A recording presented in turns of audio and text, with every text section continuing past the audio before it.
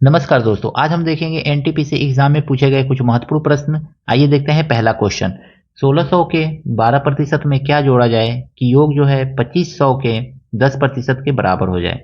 Question में 1600 का 12% दिया हुआ है। 1600 का 12% में क्या जोड़ा जाए, तो मान लीजिए कि ए जोड़ा जाए तो हमको क्या मिल जाए, जो 2500 के 10% के बराबर है। 10% के बराबर है ऐसे कहा गया है।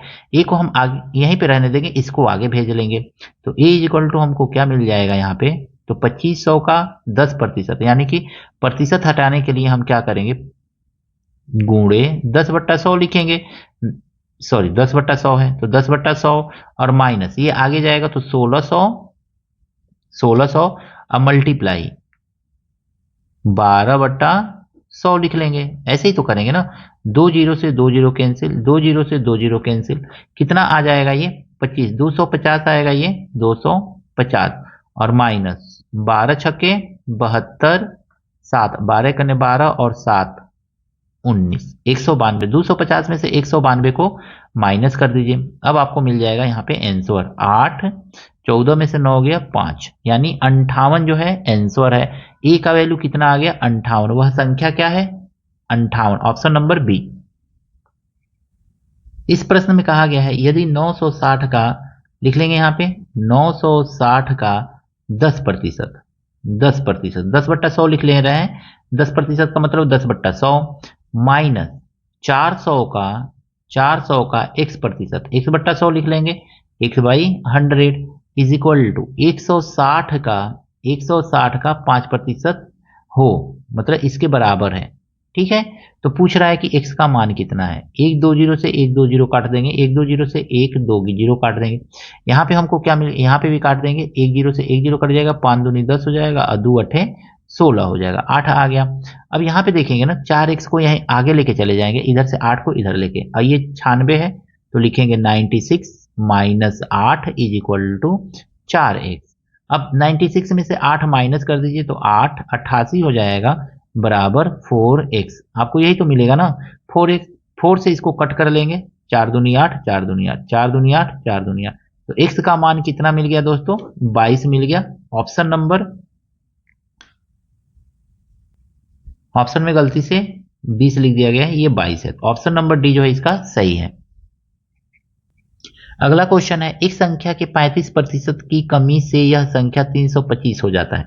मान लीजिए वो संख्या जो है x है, 35% की कमी कर देंगे तो वो संख्या 65% हो जाएगा, यानी 65% का मतलब हो गया 65/100। तो कितना हो जा रहा है वो संख्या, संख्या 325 हो जा रहा है, यानी 325 हो जा रहा है। ऐसे x का वैल्यू यहाँ पे हम फाइंड कर लेंगे दोस्तों। 65 से काट दीजिए, 13 से 5 से काटिए, 5 1 5, अब 5 3 15, 5 छके 30, 5 पचे 25, 13 पचे 65, यानी x इज इक्वल टू हमको कितना मिल गया, वह संख्या कितना हो जाएगा, 100 से 5 में मल्टीप्लाई कर देंगे तो हमको मिल गया वो संख्या 500, 500 मिल गया। अब कह रहा है कि इसमें कितने प्रतिशत की वृद्धि करें जिससे संख्या 700 हो जाए। कितना वृद्धि हुआ है, 500 को 700 तक करने के लिए कितना बढ़ाना पड़ेगा, हमको 200 बढ़ाना पड़ेगा। किस पर बढ़ाना पड़ेगा, तो 500 पर बढ़ाना पड़ेगा, और प्रतिशत निकालने के लिए 100 से हमको गुणा करना पड़ता है। 2 जीरो से 2 जीरो कट जाएगा, 5 से काटेंगे, 5 चौको 20 जीरो, यानी कि 500 को 700 करने के लिए कितना प्रतिशत वृद्धि करना पड़ेगा, तो 40% का वृद्धि करना पड़ेगा। ऑप्शन नंबर सी इसका सही है। सेम ऊपर वाले क्वेश्चन के जैसा ही लगभग है। एक संख्या के 52% एवं 42% के बीच का अंतर 24 है, उस संख्या का 60% का मान ज्ञात कीजिए। यहाँ पे दिया गया है ऑप्शन, कमेंट करके जरूर बताइएगा दोस्तों कि इसका आंसर क्या होगा। यदि a minus B is equal to 60%, A plus B के 30% के बराबर है। यहाँ पे दिया है ना a माइनस बी का मतलब है मल्टीप्लाई 60%, 60/100 लिख लेंगे। ए प्लस बी के कितने प्रतिशत, 30% के बराबर है, 30% बटा 30/60, 100 लिखेंगे, 100 से 100 कट जाएगा, 30 से करने 30 और 30 दूनी 60 हो जाएगा, यानी 2a minus 2b is equal to हमको कितना मिल गया, तो a प्लस बी। ए को उठा के इधर करेंगे तो a इधर माइनस होगा तो 2a में से a जाएगा, a आ जाएगा, 2b को आगे करेंगे तो प्लस हो जाएगा, तो b आगे है ये है, 2b जाएगा तो 3b आ जाएगा। अब यहाँ पे हम देखेंगे ना तो a by B is equal to हमको कितना मिलेगा, 3/1 मिल जाएगा। अब क्वेश्चन में आपसे कहा गया है ना दोस्तों कि b a का कितना प्रतिशत है, ये b जो है ना a का कितना प्रतिशत है, तो b है 1, a है 3 और कितना प्रतिशत है मतलब 100 से मल्टीप्लाई कर देंगे तो सीधा सीधा ये आ गया 100/3% है। इसको चाहे तो डिवाइड भी कर सकते हैं बट आंसर बट्टा में ही दिया हुआ है 100/3, ऑप्शन नंबर बी।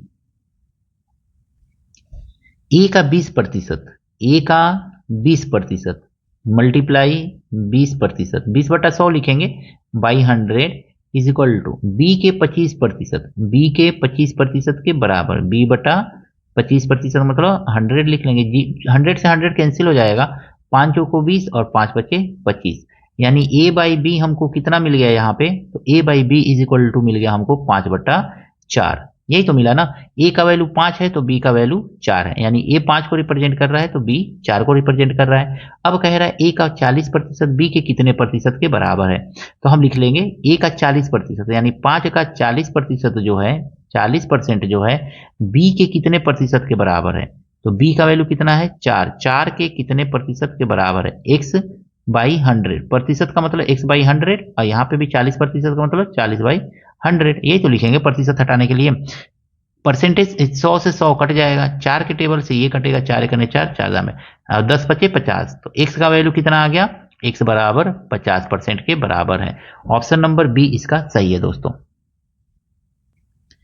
दोस्तों दो संख्याओं का योग 496 है, यदि एक संख्या का 7%, मान लीजिए कि संख्याएं जो है ना ये आपका x प्लस वाई, मान लीजिए x प्लस वाई, ये दो संख्याएं हैं, इन दोनों संख्याओं का योग कितना है 496 है।